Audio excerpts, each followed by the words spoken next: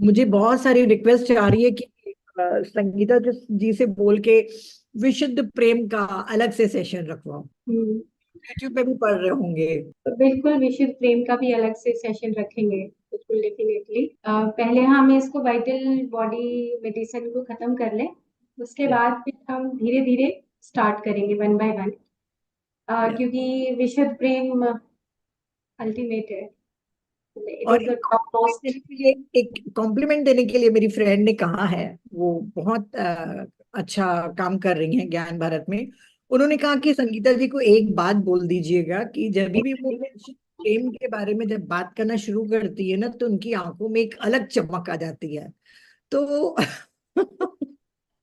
तो वो उनकी सोल कॉलिंग है, और उसके ऊपर तो जरूर बोलना है उनको। हम्म। तो मैंने कहा, मैंने तो नहीं स्पार्क देखा। बोले नहीं, आप देखना, आप रिवर्स करके देखना है नीता जी, आपको दिखेंगे उस पे वो इस आंखों में चमक। एक्चुअली ये सब सीढ़ियां हैं हमारी, और जब हम सीढ़ियां चढ़ते जाते हैं तो विशुद्ध प्रेम तक पहुंच जाएंगे, और फिर हमें वापस भी उतरना है। और वापस क्यों उतरते हैं? क्योंकि हमारा जो दायरा है, वो हमारी जो फैमिली मेंबर्स हैं, उन्हीं के साथ हमें सीखना है। जो हमारा फ्रेंड सर्कल है, उनके साथ सीखना है। चढ़ जाओ एक बार सीढ़ी और समझ लो विशुद्ध प्रेम क्या होता है, और उसके बाद फिर नीचे उतरो, और फिर एवरी मोमेंट आपको अवेयर रहना पड़ेगा कि यस। विशुद्ध में आपने अपनी बलि दी या नहीं दी। कुर्बानी देनी पड़ेगी उसके लिए, है ना? तो वो कुर्बानी देने के लिए अगर हम तैयार हैं, तो फिर हम ठीक है, हम चढ़ने अहंकार, के लिए भी तैयार हैं। अहंकार को बिल्कुल नीचे रखना होगा, है ना? अहंकार तो खत्म, कुछ नहीं, अब बॉडी में कुछ है नहीं। Yes, yes. अहंकार नाम की कोई चीज उपज ही नहीं सकती। फिर जहां विशुद्ध प्रेम है, वहां पे अहंकार आ ही नहीं सकता। बिल्कुल। तो इसकी भी हमें प्रैक्टिस करनी पड़ेगी, जैसे हम मेडिटेशन की प्रैक्टिस करते हैं, ऐसे ही हमें विशुद्ध प्रेम की भी प्रैक्टिस करनी पड़ेगी, है ना? तो बहुत धीरे धीरे चलेंगे हम, विशुद्ध प्रेम की कुछ कुछ बातें साथ साथ करते जाएंगे लास्ट में। और अभी हम फिलहाल शुरू करते हैं वाइटल बॉडी मेडिसिन। और वाइटल बॉडी मेडिसिन में आप सबको इतना तो जरूर समझ आ गया होगा कि ये हमारी फिजिकल बॉडी के पीछे की लेयर है। जो फिजिकल बॉडी है, उसके पीछे जो छाया की तरह साथ साथ चलती है। तो ये वो वाइटल बॉडी है, इथरिक बॉडी, हम इसको प्राण शरीर भी बोल सकते हैं। तो ये एक ऐसा शरीर है जो हमेशा बॉडी के साथ साथ चलता है। इसको क्वांटम में बोलते हैं, को रिलेशनशिप बोलते हैं, कि जैसा तू वैसा मैं, को रिलेशनशिप, कि जैसा अंदर है वैसा ही बाहर है, और जैसा बाहर है वैसा ही अंदर बने। तो ये जो वाइटल बॉडी है, हम चले गए तो वाइटल बॉडी साथ साथ चली गई। मन यहाँ पर रह जाएगा चारों तरफ, लेकिन जो मन के अंदर जो स्मृतियां हैं, उसके जो सॉफ्टवेयर है, जो हमने पिछली बार बात की थी, थोड़ा सा हम मतलब उसको कंसाइज वे में बोल देते हैं कि जैसे फिजिकल बॉडी है, फिर वाइटल बॉडी है, फिर मेंटल बॉडी है, फिर सुपरा मेंटल बॉडी है, फिर ब्लिस बॉडी है, और कॉस्मिक बॉडी और निर्वाणिक बॉडी है। जैसे 7 लेयर्स हैं, लेकिन हम 5 लेयर्स को ही बहुत अच्छे तरीके से हम समझेंगे तो ऑटोमेटिकली हम कॉस्मिक और निर्वाणिक बॉडी को भी समझने लग जाए। तो जो मेंटल बॉडी है वो बिल्कुल अलग है, और उसका सॉफ्टवेयर बिल्कुल अलग है, वाइटल बॉडी का सॉफ्टवेयर बिल्कुल अलग है। लेकिन जैसे ही हम गए, हमारी मृत्यु होने लगी, तुरंत हमारी जो इथरिक बॉडी वो छोड़ देगी हमारा साथ, और हमें महसूस होने लगा। उसके साथ एक चीज और बहुत खास है, जैसे जैसे मुझे ये याद आता जा रहा है, मतलब एक्सटेम्पोरली मैं वही अपना एक्सपीरियंस शेयर करती जाऊंगी। और उसके साथ एक बात और खास है कि जैसे मान लो कि पेन आते हैं, मोस्ट ऑफ द जो पेशेंट है या जो पर्सन है, उसको लगता है कि ये जो पेन है, ये मेरे शरीर का पेन है, भौतिक शरीर का। लेकिन अब क्वांटम फील्ड पढ़ने के बाद ये बात समझ आती है कि जो वाइटल बॉडी के अंदर जो हमारे चक्रास का पार्ट है, जो हमारी मॉर्फोजेनेटिक फील्ड्स बनते हैं जिसको कि हम ब्लूप्रिंट बोलते हैं। इसके अंदर पेन होता है। इसके अंदर पेन होने का मतलब कि अभी मैं आगे जो पिक्चर बताऊंगी, क्योंकि हम उससे आगे कंटिन्यूटी में चलेंगे। तो पेन कहाँ है? पेन है हमारे नर्वस सिस्टम, न्यूरॉन्स में। और न्यूरॉन्स की जो एनर्जी रोटेट कर रही है, वो एनर्जी जो रोटेट करती रहती है, वहां पे पेन है। तो मैंने अभी एक पेपर प्रेजेंट किया सीलियक प्लेक्सिस के ऊपर, यानी कि मणिपुर चक्र पर। तो उसमें मैंने देखा कि अगर कहीं पर किसी को सीवियर सीलियक प्लेक्सिस में पेन होता है तो उसको कट कर दिया जाता है ताकि वो पेन ना हो। तो इसका मतलब ये है कि हमारे जो न्यूरॉन्स हैं, और न्यूरॉन्स की एनर्जी जहां जहां फ्लो कर रही है और जहां फ्लो नहीं कर रही, बंद हो गया, हमारी दोनों बॉडी सेपरेट होनी शुरू हो गई, वहीं पे हमारे पेन में प्रॉब्लम आनी शुरू हो जाएगी, कि दोनों का को रिलेशनशिप खत्म हो रहा है। आपस का जो एक रिश्ता है, को रिलेशनशिप है, वो खत्म हो रही है। और उसके साथ साथ जो मेंटल बॉडी का रिश्ता है, वो अगर इथरिक बॉडी के साथ, वाइटल बॉडी के साथ खत्म हो रहा है, तो उसके साथ साथ हमारी फिजिकल बॉडी के साथ। तो सेपरेशन ऑफ टू बॉडीज में हमें ये पेन फील होता है। जैसे ही हम फ्लो करेंगे, हम जैसे आज का हमने जो टॉपिक लिया है वो बाथिंग थेरेपेटिक्स लिया है, कि किस प्रकार से हमें नहाना चाहिए, मसाज करनी चाहिए, स्क्रब करना चाहिए, रबिंग करनी चाहिए।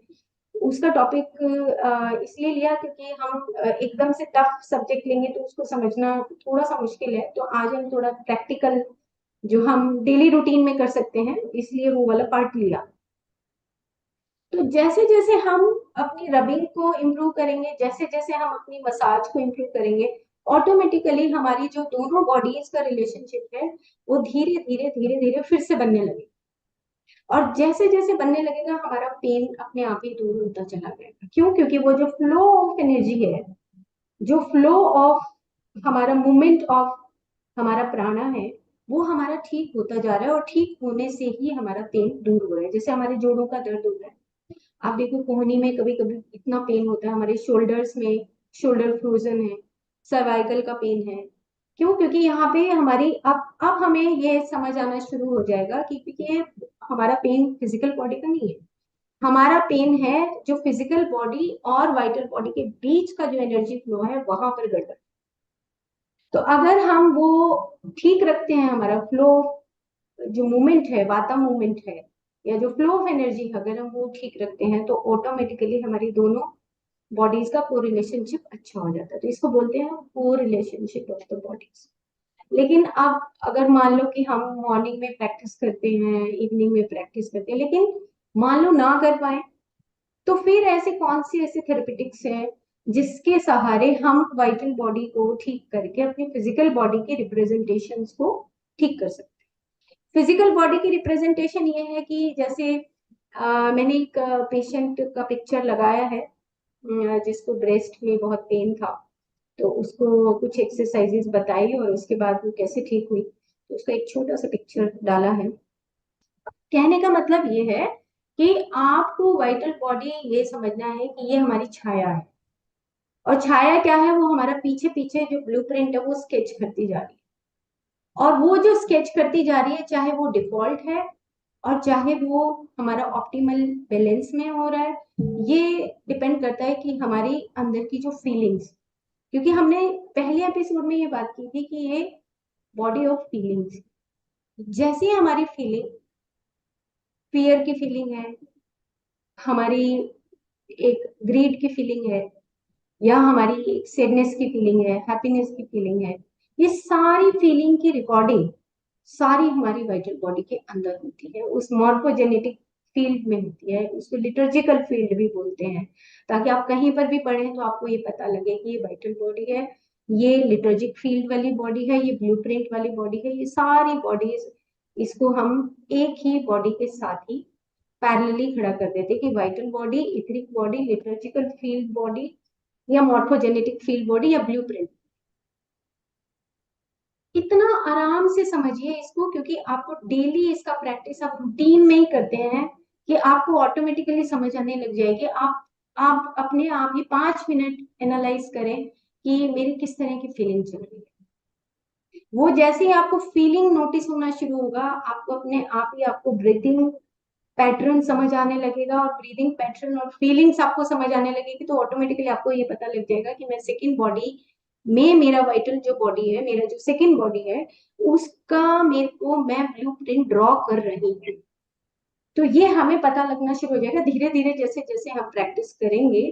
तो और धीरे धीरे जब हम इस चीज को एक इंफॉर्मेशनल बेसिस पे, फिर नॉलेज बेसिस पे, और उसके बाद एक्सपीरियंस बेसिस पे जब हम समझेंगे तीनों तल पे, तब हमें ये बात समझ आएगी। ओके, तो हम शुरू करते हैं। मैं एक स्लाइड है, उसको मैं स्लाइड के माध्यम से शुरू करती हूँ, ताकि, सॉरी,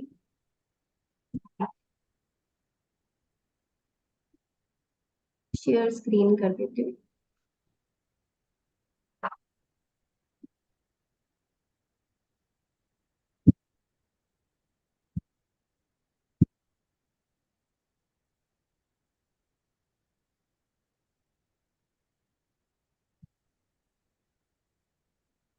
हो गया?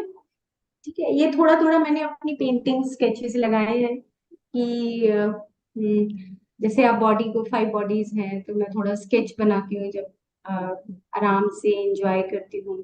तो ये जैसे नीचे का फर्स्ट बॉडी है, फिर सेकंड बॉडी है, फिर थर्ड है, फोर्थ एंड फिफ्थ है। तो हम आगे चलते हैं। ये एक पिक्चर है, बहुत इंपॉर्टेंट, ये भी मैंने खुद स्केच किया है, कि जो कॉन्शियसनेस है, सबसे पहले हमें ये बात समझने वाली है कि आप आंख भी देख रहे हो, और एक पैटर्न देख रहे हो कि एक आंख सामने किसी को देख रही है, जैसे मैं आप सबको देख रही हूँ, लेकिन हम है कहाँ?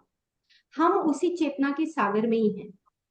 चाहे वो मेरी आंख का पार्ट है, चाहे वो मेरा बाहर का पार्ट है, और चाहे वो, लेकिन एक आंख कितना, मतलब हमारी दोनों फिजिकल आइज कितना देख सकती है? हमारा दोनों फिजिकल आइज सिर्फ सेंसिंग कर सकते हैं, सेंस करती है, फीलिंग नहीं। फीलिंग का पार्ट जो है वो वाइटल बॉडी के अंदर आता है। तो जो कॉन्शियसनेस है वो चूज करती है, जैसे आप सब भी अभी चूज कर रहे होंगे, कि ये चूज कर रहे होंगे, आपको एक बड़ी पिक्चर दिख रही है, एक छोटी पिक्चर दिख रही है। तो आपकी चॉइस से चूज करते हो, आपकी चेतना चूज करती है एक पॉसिबिलिटी। जैसे मैं अगर देख रही हूँ, तो मैं नीता मैम को देख रही हूँ, और मैंने चूज किया इस पर्टिकुलर सेकंड में कि मैं आपको देख रही हूँ, ना कि फोटो। तो मेरी कॉन्शियसनेस, मेरी सेंस, मेरी आंख, फिजिकल बॉडी, अंदर से जो मेरे, जो फीलिंग है वो, और जो मेरा सेंसिंग पार्ट है वो, ये कनेक्शन है। जो कॉन्शियसनेस है, ये याद रखने वाली बात है कि जो चेतना है वो आपस में कनेक्शन बनाती है, कनेक्ट करती है। और कॉन्शियसनेस को हम बोलते हैं कॉन्शियस। आप अवेयर होते हैं उस कॉन्शियसनेस के। कई बार हम मन में उलझ जाते हैं, तो हमें याद ही नहीं रहता कि हम कौन है, हम भूल जाते हैं कहाँ पे कौन से विचारों में खो गए। तो ये जो कॉन्शियसनेस है, ये बहुत सारी पॉसिबिलिटी जो हमें चारों तरफ दिखाई नहीं देती, उसमें से एक पॉसिबिलिटी को चुनती है। ये हमारा बेसिक प्रिंसिपल है इस वाइटल बॉडी को या मेंटल बॉडी को, जब जब हम आगे चक्रास में जाएंगे, तो ये बेसिक प्रिंसिपल है कि आप अंडरस्टैंड करो कि कॉन्शियसनेस के सहारे ही हम बहुत सारे इवेंट्स को एक्सपीरियंस करते हैं। जैसे मान लो आपने एक फूल की कली देखी, लेकिन अगले दिन देखा कि वो फूल की कली नहीं है, वो तो खिल गया फूल, तो चेंज हो गया आपका। तो वो कॉन्शियसनेस से चूज किया कि आज ये एक, जो मैंने देखा ये गुलाब की कली थी, लेकिन कल देखा कि वो फूल खिल गया। तो कॉन्शियसनेस ने ही चूज किया आउट ऑफ मेनी पॉसिबिलिटीज। और इसी तरीके से हम कौन है? हम भी एनर्जी बॉडी है, हम भी लिविंग फोटोन्स हैं। हम हर मोमेंट हम चेंज हो रहे हैं, और हम जब चेंज हो रहे हैं, तो हमारे साथ जो हमारी कॉन्शियसनेस है, जिसको हम सोल बोलते हैं, हमारे अंदर जो सोल है, वो ऑटोमेटिकली बाहर की कॉन्शियसनेस के साथ कोरिलेशन करती है, कोलैप्स करती है, और उसी के माध्यम से हम सामने वाली चीज को देख पाते हैं, क्योंकि बीच का जो ग्राउंड है उसमें कॉन्शियसनेस है, उसी की वजह से हम देख पाते हैं। तो ये पेंटिंग बनाने का मेरा मकसद ये था कि एक जो हमारी फिजिकल आइज है, वो एक लिमिटेशन तक ही देख सकती हैं, जिसको हम बोलते हैं सेंसिंग। लेकिन अब मैंने किसी चीज को देखा, उसके पीछे क्या है, हम माइक्रोस्कोपिकली अगर देखना चाहें, या मेरी मेरी बॉडी के अंदर, वाइटल बॉडी के अंदर मेरी फीलिंग्स है, तो आप मेरे हाव भाव से ही समझ जाओगे कि ये आज खुश नहीं है, आज थकी हुई है।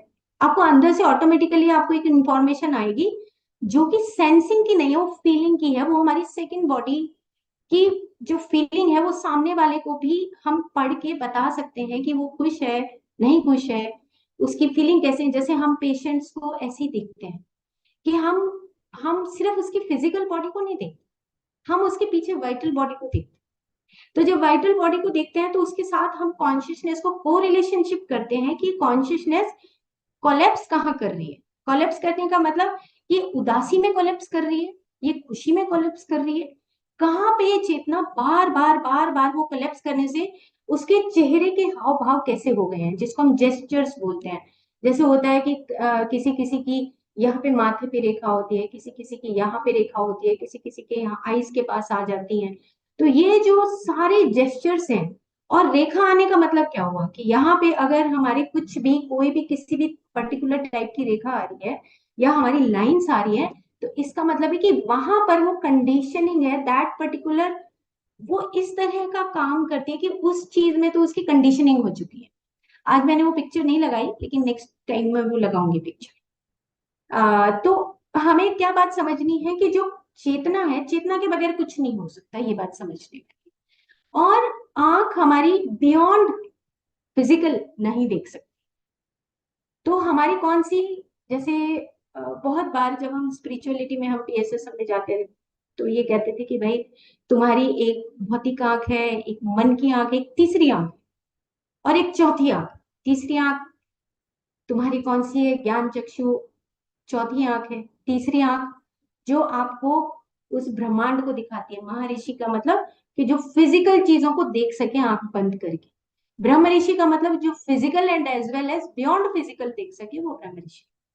तो इस तरीके से ये जो आंख है हमारी, फिजिकल आईज एक तह तक ही देख सकती है, उसके पीछे कौन देखता है? उसके पीछे वाइटल बॉडी की जो आंखें हैं वो देखती हैं, जैसे फीलिंग्स को अंडरस्टैंड कर, है ना। इसी को साथ में मुद्राओं से भी हम कनेक्ट करते हैं, क्योंकि बहुत लंबे और डीप सब्जेक्ट है। जैसे हमारा उदास होने का बैठने का तरीका, खुश होने का बैठने का तरीका ना, तो ये सारी मुद्राएं हमारी वाइटल बॉडी से संबंधित है। और जितना भी हमारा भगवत गीता लिखा है, वो हमारी वाइटल बॉडी के ऊपर ही लिखा गया। अगर आप फिर कभी आगे डिटेल में जब चर्चा करेंगे, तो पूरा भगवत गीता हमारी वाइटल बॉडी के ऊपर है, ब्लूप्रिंट के ऊपर है। क्योंकि हम जब बांटते हैं ना कि ये ब्राह्मण है, ये क्षत्रिय है, ये वैश्य है, ये शूद्र है, ये हमारी वाइटल बॉडी के कलर्स ही, कि वो कलर्स कैसे हैं। अगर मेरी थिंकिंग खराब है, तो मेरे शरीर से कोई लेना देना नहीं है। वहां पे भगवत गीता में लिखा है कि ये जो तुम्हारी एनर्जी शरीर है, जो ऊर्जा शरीर है, चतुर्वर्णया, वर्णया का मतलब कि तुम्हारे चार रंग हैं शरीर के। जिस शरीर में तुम वास करने लगते हो, वो ही तुम्हारी जाति है। तो इस प्रकार से पूरी भगवत गीता में वाइटल बॉडी का बहुत बड़ा महत्व है। ओके, तो ये पिक्चर है कॉन्शियसनेस और हमारी फिजिकल। और कॉन्शियसनेस को हम किस तरीके से कोलैप्स करते हैं। अंदर से फीलिंग अच्छी नहीं आई, तो कॉन्शियसनेस कोलैप्स कर रही है। अगर मेरी माइंड में मेरा थॉट प्रोसेस अगर अच्छा नहीं चल रहा, तो मेरी कॉन्शियसनेस कोलैप्स कर रही है और मेरी मेमोरी बना दी है, एक सॉफ्टवेयर में वो डाउनलोड कर दी। तो सारा जो रिलेशनशिप है वो कॉन्शियसनेस के ऊपर है। जैसे consciousness is the ground of being, और हम इसको एक पॉसिबिलिटी मानते हैं, क्योंकि ये बॉडी नहीं, ये एनर्जी है। हम चेंज हो सकते हैं, बदल सकते हैं, अपने आप के अंदर बदलाव ला सकते हैं थ्रू वाइटल, इसलिए इसको ब्लूप्रिंट बोला। ओके, तो हम नेक्स्ट चलते हैं। ये हमने थोड़ा सा बस जस्ट फॉर इंफॉर्मेशन, कि जो फिजिकल बॉडी है उसको हमने डिटेल में कर लिया। उसके बाद सेकंड हमारी एनर्जी बॉडी है, जहाँ पे हमारे इमोशंस हैं। इसको बायोमैग्नेटिक फील्ड भी बोलते हैं, नाड़ीज भी बोलते हैं, चक्रास भी बोलते हैं। हम और एक फील्ड को भी देखते हैं जो प्राणमय शरीर है।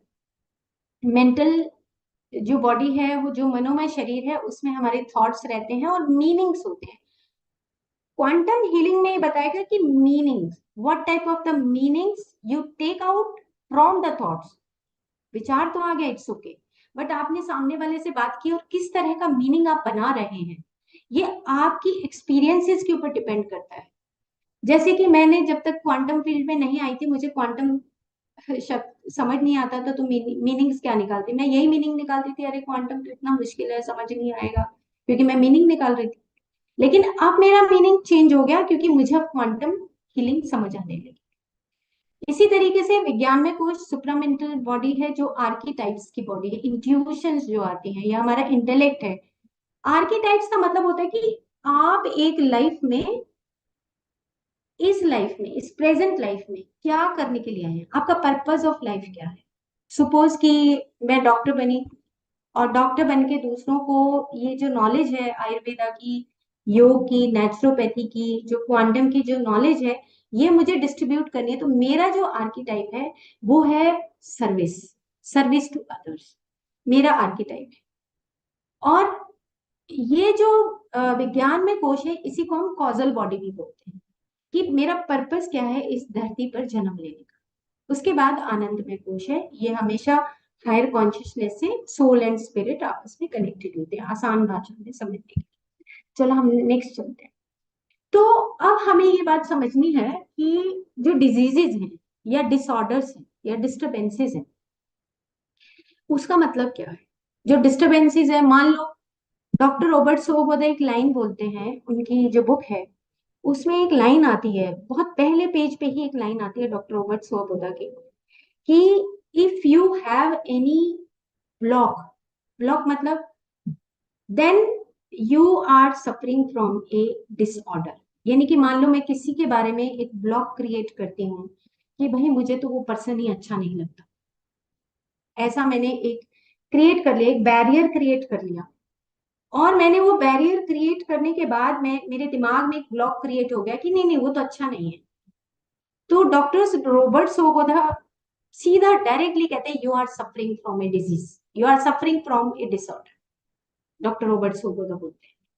क्यों? क्योंकि मेरे उस टेरिटरी में, जो मेरा दायरा है, उसमें मैंने एक बैरियर क्रिएट कर दिया है किसी दूसरे पर्सन के लिए कि वो अच्छा नहीं। तो वो कहते हैं वो उसका कसूर नहीं है, तुम्हारे अंदर ब्लॉक क्रिएट हो रहा है, तुम्हारे अंदर डिसऑर्डर हो रहा है, तो तुम ही सफर करोगे, वो डिजीज तुम्हारे पास आ जाएगी। Doctor Robert Svoboda. तो इसका मतलब क्या हुआ कि जो डिजीज है, डिसऑर्डर्स हैं, ये सब हमारे imbalances in the patterns of energy, imbalances हैं ये। कहाँ पे है इम्बेलेंसेस? वही हमारी वाइटल बॉडी में, हमारे प्राण में, शरीर में इम्बेलेंसेस हो रहे हैं। वो एनर्जी अप डाउन होती है, ब्लॉक करती है। कहीं पर हमारे मणिपुर चक्र में ब्लॉक कर जाएगी, कहीं पर स्वादिष्ठान में, स्वादिष्ठान में करेगी तो cyst, tumour, PCOD and all these things आ जाएंगे। अगर मूलाधार में करेगी तो हमें पाइल्स, फिशर, फिस्टुला, कॉन्स्टिपेशन, इस टाइप की ऑटोमेटिकली जो एनर्जी जहां पे श्रिंक होने लगती है, तो इस तरह के डिसऑर्डर्स आने शुरू हो जाएंगे। लेकिन डिसऑर्डर कहाँ आ रहे हैं? Physical representation. पिछले हमने एपिसोड में ये किया था कि जो वाइटल बॉडी है, अगर उसके पैटर्न्स इम्बेलेंस हो रहे हैं तो उसका रिप्रेजेंटेशन कौन बताता है? वो फिजिकल बॉडी। तो कॉन्स्टिपेशन का मतलब समझ लो सीधा डायरेक्टली कि मूलाधार चक्र में हमारा जो फ्लो ऑफ एनर्जी है वो प्रॉपर नहीं है। उसके और भी कुछ रीजंस हो सकते हैं, लेकिन साथ में वो मूलाधार चक्र में ब्लॉकेजेस। मणिपुर चक्र रिलेट्स विद द ईगो। अगर thousands of seeds of Joy हमने पढ़ी तो उसमें बहुत सुंदर एक्सप्लेनेशन दिया हुआ है इन चीजों का। खैर हम अब आगे चलते हैं। तो हमें एक एक ना बड़ा सॉफ्ट टच चाहिए। अगर हम एक किसी डॉक्टर के पास जाते हैं, तो जो ट्रेडिशनल मेडिसिन है और जो मैकेनिकल मेडिसिन है, उन दोनों में ये फर्क है कि जो मैकेनिकल मेडिसिन है उसमें तो डायरेक्टली डॉक्टर के पास जाओगे, डॉक्टर कहेगा अच्छा जी लाओ जी तुम्हारे ब्लड टेस्ट कर देते हैं, और ठीक है जो भी आएगा सिम्टोमेटिकली, और वो ठीक है आपको दवाई दे दी जाए। लेकिन ट्रेडिशनल मेडिसिन जितनी भी है हमारी, चाहे यूनानी है, सिद्धा है, होम्योपैथी है, योगा नेचुरोपैथी है, आयुर्वेदा है, वो वो क्या करते हैं, वो देखते हैं, पूरी तह तक जाते हैं, पीछे तक जाते हैं कि उसकी वाइटल एनर्जी में कोई ब्लॉक तो नहीं है, उसकी मेंटल, जो हमें काउंसलिंग की कोई जरूरत तो नहीं है, उसके उसका जो अब कई बार हम जो सुपरामेंटल बॉडी की बात करते हैं, कॉजल बॉडी की, कारण शरीर की, तो उसमें ये कहा जाता है कि अरे ये करना तो चाहता था लॉ, लेकिन हमने करवा दी इसको, हमने इकोनॉमिक्स दिलवा दिया, तो हमने उसके कॉज कोई डिफेक्ट में डाल दिया। तो वो जो सुप्रामेंटल बॉडी में जो बच्चा करना चाहता है, हमने उसके अपोजिट डिसीजन लेके, पेरेंट्स का डिसीजन हो गया और हम उसको वहां से उसको डिफरेंट फील्ड में डाल दें, वो है हमारा कॉजल डिफेक्ट्स होते हैं। तो कॉजल डिफेक्ट्स में हमारे मेंटल डिफेक्ट्स भी शामिल हो जाते हैं। तो इस तरीके से जो हमारे डिजीजेज हैं वो हमारे इम्बेलेंसेस ऑफ पैटर्न्स हो जाते हैं, उसकी वजह से ऐसा होता है। तो हम इसको कैसे ठीक कर सकते हैं? तो अब हम धीरे धीरे उसी पॉइंट पे आ रहे हैं कि जैसे इसमें लिखा है कि एक्यूपंक्चर है, एक्यूप्रेशर है। तो पंक्चर और एक्यूप्रेशर क्या करते हैं कि जैसे हम कुछ नीडल्स डालते हैं तो मेरिडियंस हैं, और मेरिडियंस के माध्यम से, या हमारे आयुर्वेद में मर्म थेरेपी होती है, प्रेशर पॉइंट्स है। लेकिन कौन जाए, कौन एक हफ्ता चले जाएंगे उसके बाद तो नहीं जा सकते। तो हम क्यों ना घर पे ही ऐसी प्रैक्टिस करें कि जिससे हमारे प्रेशर पॉइंट्स भी हो जाए, और साथ के साथ हमें डेली रूटीन में जो चीजें मिलनी चाहिए वो हमें मिल जाए। तो मैंने आज इसके ऊपर बहुत सारे मैंने एक्सपीरियंस किया अपने पेशेंट्स के साथ। तभी ये सब्जेक्ट मैंने चुना कि जो बाथिंग है, हमारा जो नहाने का तरीका है और रब करने का जो तरीका है, उससे हमारी एनहेंस कैसे होती है वाइटलिटी, यानी कि हमारा जो ब्लूप्रिंट है वो कैसे करेक्ट, वो ठीक कैसे होता है ब्लूप्रिंट। तो via peripheral system and immune system. अब हम इसको मैं इसको छोड़ देती हूँ, इससे आगे चलते हैं। एक यहाँ पे मैं त्वचा के ऊपर आ जाती हूँ, इसके बाद में बैक में चले। तो अब जो आपकी त्वचा है, ये आपका लास्ट पार्ट है फिजिकल बॉडी। अगर आप ऐसे समझे कि जैसे आप कमरे में बैठे हैं तो उसके बाहर की जो दीवार है वो बाहर का आउटर एरिया हो गया, ऐसे ही हमारी स्किन आउटर एरिया है हमारी फिजिकल बॉडी। तो इसकी अब आप समझो कि आपको ये अंडरस्टैंड करना पड़ेगा कि इसकी 7 लेयर्स होती है। ठीक है, जो 7 लेयर्स हैं आप इसमें देख भी रहे होंगे कि जो अवभासिनी है, लोहिता है, श्वेता है, ताम्रा है, वेदिनी है, रोहिणी है, और मांसधरा है। इसका मतलब ये है कि जो अगर आप रब करते हो, ऐसे आपने रब करना शुरू किया, आपने सोचा स्किन को रब कर दिया, दैट्स ऑल, खत्म हो गई बात। तो नहाने में भी हम ऐसे ही बस थोड़ा सा रब करा, सोप लगाया और हल्का सा करके छोड़ दिया। लेकिन 7 लेयर्स की तह तक आप कितना आप रब करें कि वो 7 लेयर्स तक उसका इम्पैक्ट आए। तो इसी को हम आयुर्वेद में पंचकर्मा पूरी थेरेपेटिक्स बोलते हैं, पंचकर्मा थेरेपेटिक्स बोलते हैं, जिसमें स्नेहन का भाग है, कुछ रबिंग का भाग है, कुछ उद्वर्तन बोलते हैं, उपटन जैसे हम घरों में लगाते हैं। तो उसको हम जब कॉन्टिन्यूसली रब करते हैं, मिनिमम हम 3 to 5 मिनट का रब करते हैं एज पर द कॉन्स्टिट्यूशन। तो हम जैसे रब करते रहेंगे तो आपको ऑटोमेटिकली आपको फीलिंग आनी शुरू हो जाएगी कि ये तो मेरी पहली है, फिर सेकंड है, फिर थर्ड है। और बार बार रब करेंगे तो उसके अंदर एक घर्षण जैसे पैदा होता है, घर्षण पैदा हो, इसमें फ्रिक्शन पैदा हो। तो इससे फ्रिक्शन से क्या होगा कि जो फ्रिक्शन जब होता है तो ऑटोमेटिकली जो आपकी सेल्स के अंदर फ्लूइड है वो ऑटोमेटिकली चलने लगता है। आज से जब मैं शुरू शुरू में मेडिटेशन में आई थी, तो उनकी बुक है जो स्टार साइंस की बुक है, स्टार एंड शन साइन की बुक है, क्योंकि है वो एक ऑथर है, बड़ी फेमस लेडी है। तो उनके बुक में जूडी सतोरी की। No no no, star shines की बुक है, बड़ी फेमस लेडी है, उन्होंने वो लिखी थी। तो उसने ये बात लिखी थी कि तुम जब इसको एंटी क्लॉकवाइज घुमाते हो और क्लॉकवाइज घुमाते हो, तो वहां पे क्वेश्चन आया था, लास्ट वाले पेज पे है ये स्टार साइंस में, कि जब आप ऐसे उसको, जैसे आप किसी ज्वाइंट को ऐसे रब करते हो तो आपकी मूवमेंट जो है, अगर आप एंजाइटी में हो तो आपको एंटी क्लॉकवाइज करना चाहिए, क्योंकि वो फटाफट फटाफट ऐसे घूमती रहती है, क्योंकि सर्कुलेशन बढ़ा है, तो उसको एंटी क्लॉकवाइज ले जाओ। तो अगर आपका बीपी अगर बढ़ा हुआ है तो आप रिवर्स में आप इसका मसाज शुरू करिए, ऐसे रिवर्स करके। और अगर आप बैलेंस्ड है, हेल्दी हैं, तो ऑटोमेटिकली फिर आप आराम से ऊपर नीचे ऐसे रब कर सकते हैं, ज्वाइंट तक ले जाओ, ऐसे रब करो, और उसके बाद ज्वाइंट्स को ऐसे क्लॉकवाइज और एंटी क्लॉकवाइज ऐसे रब करो। ऐसे ही इसको क्लॉकवाइज और एंटी क्लॉकवाइज, 3 राउंड्स लेने होते हैं। तो ये एक बार मैं बताऊंगी, लेकिन पहले ये जो स्किन का पार्ट है आप ये समझ लीजिए, क्योंकि ये स्किन क्या है, स्किन क्या है, हमारी लास्ट पार्ट है हमारी फिजिकल बॉडी का। आप समझ लो कि बाहर का एरिया है, और ये एरिया हमारे लिम्फेटिक सिस्टम से कंसर्न है। अब लिम्फेटिक सिस्टम का एक पिक्चर है, देखो राइट में आप देखेंगे कि ब्लू और ब्राउन कलर का, जो ब्राउन कलर का सारा जो पोर्शन है ये आउटर एरिया माना जाता है कि लिम्फेटिक सिस्टम या हमारा इम्यून सिस्टम लगभग 80% हमारी स्किन के ऊपर रहता है। अब अगर ये 80% स्किन के ऊपर है और जो ब्लू पोर्शन है ये हार्ट के साथ हमारा लिम्फेटिक सिस्टम कनेक्टेड होता है, ये इंटरनल पार्ट है, ऐसे करके दिखाया गया। तो इसका मतलब ये है कि जैसे ही आप बॉडी को रब करना शुरू करेंगे तो आपका इम्यून सिस्टम, आपका लिम्फेटिक सिस्टम और आपका नर्वस सिस्टम, ये तीनों चीजें आपकी इंप्रूव होनी शुरू हो जाएगी। सर्कुलेटरी सिस्टम तो है ही, ब्लड तो है ही, लेकिन साथ में नर्वस सिस्टम और लिम्फेटिक और इम्यून सिस्टम, ये तीनों चीजें आपकी इंप्रूव होनी शुरू हो जाएंगी। इंप्रूव क्यों होनी शुरू हो जाएंगी? क्योंकि आपकी जस्ट लेयर से ½ इंच ऊपर आपकी वाइटल बॉडी फ्लो करती।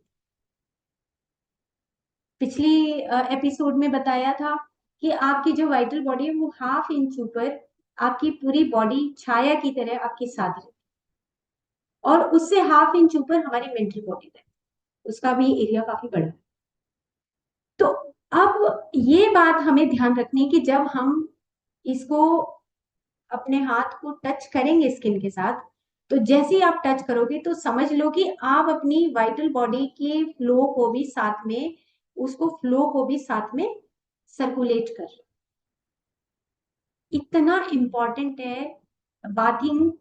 देन कि हम अश्वगंधा का चूरन खाएं, मैं तो स्टेज के ऊपर बोलती हूँ कि अश्वगंधा चूरन खाने से अच्छा है आप अपनी बॉडी को प्रॉपरली मसाज करो, प्रॉपरली आप रब करो, वो ज्यादा बेनिफिशियल है देन कि अश्वगंधा खाने को, क्योंकि उसको तो सुबह शाम लेना पड़ेगा, फिर वो 3 घंटे अंदर प्रोसेस करेगा, प्रोसेस करने के बाद वो कहीं जाएगा, पता नहीं जाएगा, कितनी ब्लॉकेजेस हैं, जाएगा भी नहीं जाएगा पता नहीं, और उसके बाद शाम को फिर एक डोज की जरूरत पड़ेगी। इसमें तो आप सुबह शाम ऑटोमेटिकली अपना बैठे बैठे भी जब खाली होते हैं तो आप मसाज कर सकते हैं। ठीक है, तो ये जो मसाज और रबिंग है ये आप खाली भी कर सकते हो, जब खाली बैठे हो, और नहाते हुए भी कर सकते हो। अब इसका इसका फायदा क्या है? इसमें सिंपल सी बात लिखिए कि जब आप रब करते हो तो आपका जो सर्कुलेशन बढ़ता है, तो आपकी जो कैपिलरीज हैं छोटी छोटी, जो अब हमारे तो देखो स्किन के ऊपर तो बहुत पतली पतली कैपिलरीज है, ये पतली पतली जिसको हम पेरिफेरल सर्कुलेशन बोलते हैं। तो पेरिफेरल सर्कुलेशन ब्लड सर्कुलेशन भी है। तो टोटल पूरी स्किन जो है वो एक सेंस ऑर्गन है, और वो जो पूरी सेंस ऑर्गन है उसके ऊपर पूरे छोटी छोटी कैपिलरीज की फॉर्म में हमारी ब्लड वेसल्स, हमारी न्यूरॉन्स, नर्वस सिस्टम, हमारा पूरा और लिम्फेटिक सिस्टम, तीनों ने एक परत बनाई हुई है। फिर से मैं एक बार स्किन के ऊपर आती हूँ, तो आप ये देखेंगे कि देखो आप स्किन को एपिडर्मिस, डर्मिस और हाइपोडर्मिस, इस जब तक आपने कॉन्टिन्यूसली रब करते रहना, जब तक कि आपको ये रियलाइजेशन ना हो जाए कि ये मेरी जो स्किन है मैं उसकी 7 लेयर्स तक, वहां तक मैं पहुंच रही हूँ या पहुंच रहा हूँ। तो और आयुर्वेद तो इसको बहुत अच्छे तरीके से डिस्क्राइब करता है, जैसे अवभासिनी है, लोहिता है, कहीं कहीं हमारा डिस्कलरेशन ऑफ स्किन है। तो आप देखो कि जहां पर डिस्कलरेशन ऑफ स्किन है इसका मतलब वाइटल बॉडी वहां से अपना रिश्ता तोड़ चुकी है। तामरा है, कहीं कहीं हमारा डार्क स्किन हो जाता है। वेदिनी है, वेदिनी आ गई कि कहीं कहीं हमें अपनी बॉडी में, स्किन में पेन शुरू होता है, इट मीन्स कि वहां पे हमारी वाइटल बॉडी काम नहीं कर रही, सर्कुलेशन। रोहिणी और मासधरा, मासधरा का मतलब ये है कि उससे नीचे जो हमारा स्किन के नीचे जो हमारा मस्कुलर सिस्टम है, ये मस्कुलर का ही एक सब पार्ट माना जाता है, मसल्स का ही, मांस का ही एक सब पार्ट है, उसको उपधातु बोलते हैं, वो थोड़ा डिफिकल्ट वर्ड हो जाएगा, तो उसी का पार्ट है स्किन। जैसे फॉर एग्जाम्पल कि हमारे जो बाल हैं, जो हमारे नेल्स हैं, ये सब एक मल के रूप में हमारे बोन का मल माना जाता है, हमारे बाल और नाखून। तो बोन का मल का मतलब क्या हुआ कि जैसे मान लो मेरी बोन तक खाना नहीं जा रहा है, तो मेरे नाखून जल्दी बढ़ने शुरू हो जाएंगे। जितना एक एवरेज होता है एक वीक में बढ़ना चाहिए, उससे ज्यादा बढ़ने शुरू हो जाएंगे। इट मीन्स कि हमारी बोन तक खाना नहीं पहुंच रहा है, क्योंकि मल भाग ज्यादा बन गया, सार भाग जो रियल जाना चाहिए था वहां तक नहीं जा रही, या बोन वीक होनी शुरू हो जाएगी।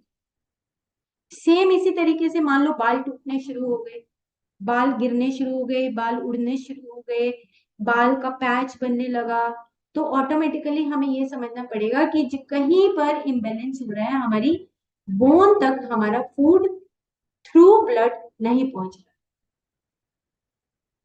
तो ये इस तरीके से हम स्किन के ऊपर भी ये देखते हैं कि ये जो 7 लेयर्स हैं, कि कोई पेशेंट आता है वो कहता है कि जी मेरे को तो बहुत पेन है मेरी, तो हम सीधा पहुंचते हैं वेदिनी के ऊपर, कि ये जो 5वीं स्किन है, हम वहां पर उसका ये फोकस करते हैं कि इसका मतलब है कि वाइटल बॉडी का जो पर्टिकुलर एरिया है, अगर उसके इस हाथ में इतने हाथ में पेन है, तो हम ये देखते हैं कि वहां पे वाइटल बॉडी का अभी लैक ऑफ एनर्जी है, एनर्जी डल है।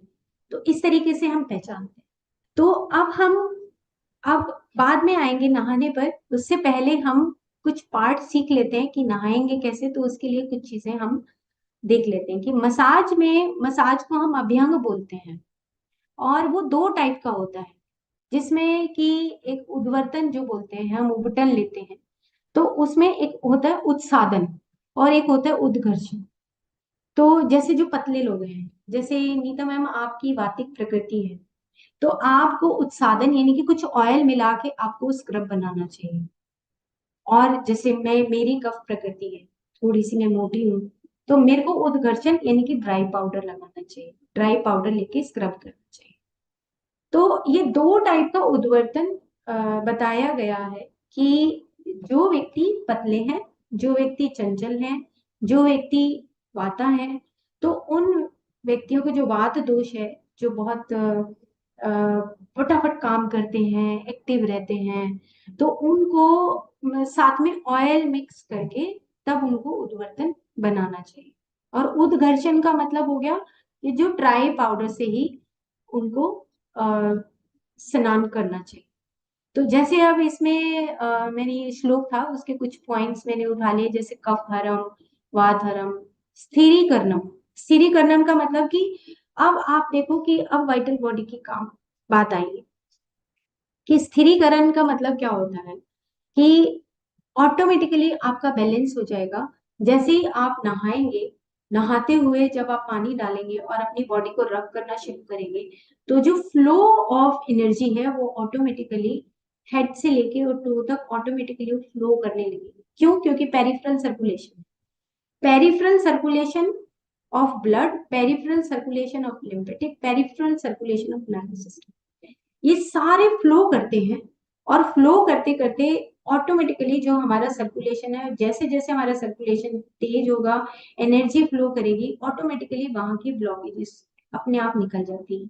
जैसे ये और इसके साथ एक और जो पार्ट है, ये मैंने एक हरीश जौहरी की बुक है धन्वंतरी, वहां से मैंने इस पार्ट को लिया है। वो ये कहते हैं कि अगर आप एक उपटन बनाते हो, मान लो आटे का चोकर, और लिखा है मैंने आगे, आप देख लेना, कि आटे का चोकर है, मसूर की दाल है, थोड़ा चंदन है, और उसमें थोड़ी सी हल्दी है। तो अब इतना गहरा है ये सब्जेक्ट, कि मतलब ये तो सुपरफिशियली ही है। वो ये कहते हैं कि अगर आप हल्दी उसमें मिलाते हो उपटन में, तो हल्दी क्या काम करती है? हल्दी में वो लिखते हैं कि रिच इन आयोडीन, आयोडीन बहुत होता है उसमें। नंबर 2, जैसे ही स्किन के ऊपर वो हल्दी का हम लेप लगाएंगे, तो जो हमारा पेरिफेरल सर्कुलेशन है, जो वेसल्स है, वो ऑटोमेटिकली ओपन होने लगती है। और जैसे जैसे वो ओपन होंगी, तो हमारे जो ब्लैक हेड्स हैं, जो व्हाइट हेड्स हैं, वो ऑटोमेटिकली वो क्लींजिंग शुरू हो जाएगी। बट हम 7 लेयर्स तक उसको, घर्षण को हम सीखेंगे किस तरीके से हमें रब करना। तो हम कई बार क्या करते हैं कि हम उसको लगा के छोड़ देते हैं, तो थोड़ा थोड़ा गीला रह जाए, तब धीरे धीरे उसको हम रब करना शुरू करें। जैसे जैसे रब करेंगे, हमारा जो पेरिफेरल सर्कुलेशन है, वो ऑटोमेटिकली उसमें जो वेसल्स है वो ओपन हो जाएंगी, वो डायलेट होंगी, और डायलेट होके जो हमारे ब्लैक हेड्स हैं, व्हाइट हेड्स हैं, वो निकलने शुरू हो जाएंगे। अब ब्लैक हेड्स और व्हाइट हेड्स क्वेश्चन आता है कि ये क्या होते हैं। ये ब्लैक हेड्स और व्हाइट हेड्स होते हैं कि जैसे हमारा खाना प्रॉपरली डाइजेस्ट नहीं होता, अनमेटाबोलाइज्ड जो फूड है वो पूरे खून में दौड़ता रहता है। तो अगर अब कई आते हैं ऐसे जो पेशेंट हैं जिनके बहुत सारे ब्लैक हेड्स हैं, कई आते हैं ऐसे जिनके बहुत सारे व्हाइट हेड्स। तो जो ब्लैक हेड होते हैं वो होते हैं पका हुआ खाना, मतलब अनमेटाबोलाइज्ड और पुराना क्रॉनिक फूड, खून में तैर रहा है, और वो ऑटोमेटिकली हमारी स्किन के ऊपर आ गया। व्हाइट हेड होते हैं कि बिल्कुल कच्चा खाना जैसे होता है, अनमेटा ज्यादा भर भर के हम खा लें तो व्हाइट हेड आने शुरू हो जाएगी, क्योंकि वो क्लिनजिंग नहीं हो रही है, पूरी बॉडी का क्लिनजिंग नहीं हो रहा है, कॉन्स्टिपेशन का होगा। तो हम व्हाइट हेड और ब्लैक हेड से भी हम ये करते हैं कि उसकी मांस जो धातु है, उसका जो स्किन का जो पोर्शन है, वहां तक भी सर्कुलेशन उसका प्रॉपर फ्लो ऑफ एनर्जी नहीं है। यानी कि फिजिकल बॉडी के ऊपर जो भी रिप्रेजेंटेशन आ रही है, फिजिकल बॉडी जो भी दिखा रही है, उसके पीछे जो वाइटल बॉडी है उसमें कहीं फ्लो ऑफ एनर्जी में कमी है। सेम इसी तरीके से त्वक प्रसादक, त्वक प्रसादनम का मतलब है कि वो बहुत सुंदर अगर हमें बनाना है तो हमें जरूर से जरूर रब करना चाहिए। क्यों सुंदर कैसे बनेगी? जब तक हमारी वाइटल एनर्जी हमारी उस फ्लो में नहीं रहेगी, हमारी त्वचा के अंदर शाइनिंग नहीं आ सकती। इसी तरह दौर्गंध्य हरप, ये भी बहुत कॉमन सिम्टम है, बहुत सारे पेशेंट आते हैं कि दुर्गंध, और उसका भी यही रीजन होता है कि वाइटल एनर्जी का जो ब्लॉकेजेस है, कॉन्स्टिपेशन है, ईगो सेंट्रिक है, और एक्सेसिव फूड है, और स्लगिशनेस है, सेडेंटरी हैबिट्स हैं, तो उनको ऑटोमेटिकली ये दुर्गंध जो है वो ऑटोमेटिकली एक सिम्टम आ जाएगा, दुर्गंध आने लगेगी। गंध मतलब कि हेवीनेस, और फ्लो ऑफ एनर्जी बहुत स्लो डाउन हो जाएगा। दुर्गंध जैसे लहसुन के ऊपर जस्सी मैम ने कहा था कि आप एक लेक्चर देना, तो लहसुन के ऊपर मौका मिलेगा तो हम एक लेक्चर देंगे कि क्यों लहसुन नहीं खाना चाहिए, क्योंकि उससे एनर्जी का जो रोटेशन है वो बहुत स्लो हो जाता है। गौरव हरम मतलब कि जो हेवीनेस है बॉडी में उसको हटता है। तंद्रा हरम कि आपकी नींद को खोल देता है, और आपका तंद्रा का मतलब होता है कि हम बहुत ड्रीम्स लेते हैं, या हमारा जो सर्वाइकल का पोर्शन है, जो शोल्डर फ्रोजन है, उसको भी हम इसके साथ ही काउंट करते हैं, क्योंकि बहुत सारे थॉट्स जो हम फिल्टर ना कर पाए, तो ऑटोमेटिकली वो थॉट्स ना फिल्टर होने की वजह से हमारे पीछे सर्वाइकल और फ्रोजन शोल्डर तक वो थॉट प्रोसेस, मतलब कि थॉट प्रोसेस मतलब कि मेंटल बॉडी डिफेक्टिव होगी, और हमारी वाइटल बॉडी डिफेक्ट होके यहाँ तक वो प्रॉब्लम आ जाती है। तो हम उस पर्सन के साथ काउंसलिंग करते हैं, और उसके साथ साथ फिर हम वाइटल बॉडी की कुछ एक्सरसाइजेस बताते हैं। तो जब आएगा तो आप याद करा देना कि मैं उसकी कौन सी एक्सरसाइजेज हैं, क्योंकि सब्जेक्ट इतने लंबे हैं वो एक घंटे में नहीं हो सकते, और बहुत सुपरफिशियली बताने पड़ते हैं, क्योंकि इतने डीप में जाएंगे तो फिर वही पोर्शन उठेगा। फिर है कंडूहरम और मलहरम। मलहरम का आपको बता दिया, ब्लैक हेड, व्हाइट हेड, और कोई डिस्कलरेशन ऑफ स्किन है। डिस्कलरेशन ऑफ स्किन का मतलब तो डायरेक्टली आप समझ लीजिए कि बस ये फ्लो ऑफ एनर्जी जहां जहां खराब होगी वहां वहां आपको डिस्कलरेशन आएगा, और मल हरेगा तो मल, ये मल ही है जो ब्लैक हेड्स व्हाइट हेड्स हैं, ज्यादा पसीना आना, दुर्गंध आना, ये सब। तो ये जो आप पिक्चर देख रहे हैं, ये बहुत साल पहले बनाई थी, लगभग 12-15 साल पहले मैंने पिक्चर बनाई थी। तो इसमें आप जो ये लेयर्स देख रहे हैं, पहली लेयर से लेके, मैं अगर कर्सर रखती हूँ तो आप देखेंगे कि पहली लेयर है, फिर ये दूसरी है, रस, रक्त, मांस, मेद। मेद आप देख रहे हैं कि मेद की हमारी परत होती है। तो अगर हमारी स्किन को अगर हम देखते जाएं तो हमारे अंदर क्या क्या कौन कौन सी धातुज रहती है। तो पहले रस है, उसके बाद रक्त आप देख रहे हैं, फिर रस, रक्त, मांस, मेद, अस्थि, और मज्जा, और शुक्र, और उसके बाद ओज। तो आप ये देख रहे हैं कि एक पिक्चर है जहाँ पे मैं कर्सर लगा रही हूँ, ये हमारा ओज है, और उससे पहले हमारा शुक्र है, और ये ब्लू कलर है, ये प्राण शरीर है, और उसके बाद मन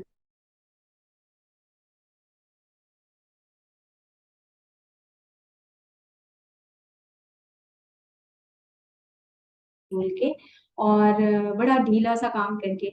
तो मैं एक्सपेक्ट करूंगी कि आप सब और कुछ करो ना करो, वाइटल बॉडी को समझो ना समझो, तो नहाने का तरीका और नहाना आपकी वाइटल बॉडी को एनर्जी देने के लिए बहुत बहुत अच्छा है, बहुत अच्छा है। मसाज, मान लो नहाते वक्त भूल गए, तो आप शाम को बैठ के आराम से मसाज कर सकते, ड्राई मसाज, नो ऑयल, कोई ऑयल की जरूरत नहीं है, सिर्फ ड्राई मसाज, प्रोसीजर पता होना चाहिए, बस और कुछ। तो ये सारी जो लेयर्स हैं, ये लेयर्स जो है सारी एक्टिवेट हो जाती है ऑटोमेटिकली जब आप मसाज करते हैं। तो त्वक अग्नि साम्यकरम, किसी का टेम्परेचर ही बहुत गर्म होता है, आप वो बोलते हैं कि अरे मेरी बॉडी को हाथ लगा के देखो, जैसे ऐसे लग रहा है जैसे फीवर है। आमतौर पे मीनोपॉज के बाद ऐसी फीलिंग आती है। तो अब मीनोपॉज के बाद क्या करना चाहिए, खूब रब करो बॉडी को, खूब रबिंग करो, खूब रबिंग करो। ऑटोमेटिकली आपका जो टेम्परेचर है वो ऑटोमेटिकली बैलेंस होने लगेगा, हार्मोन्स बनने लगेंगे। क्यों? क्योंकि आपकी बॉडी के ऊपर, त्वचा के ऊपर आपका लिम्फेटिक सिस्टम, इम्यून सिस्टम ये रहता है, जो हमारी बॉडी को एक्लिमेटाइज करता है, हमारे टेम्परेचर को बैलेंस करता है। शरीर परिमार्जनम का मतलब है, और कांतिकरम, कि जहां पर परिमार्जन का मतलब कि सब नाली में खोल डालता है और वो सारी धातुओं को शुद्ध बना देता है।